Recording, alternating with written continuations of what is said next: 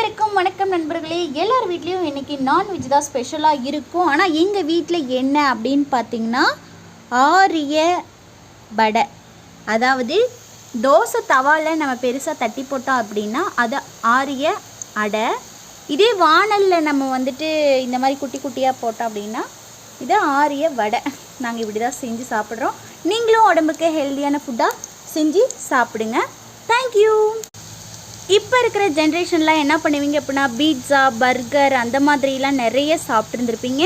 இந்த மாதிரி ஹெல்தி ஃபுட்டே இப்போலாம் மறந்து போயிட்டுருக்கோம்.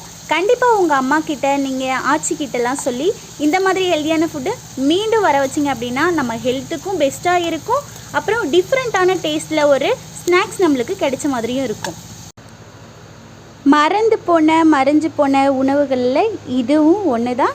கண்டிப்பாக இதை மறுபடியும் நீங்கள் தான் தொடங்கி வைக்கணும். என்ன நான் சொல்கிறது சரிதானே?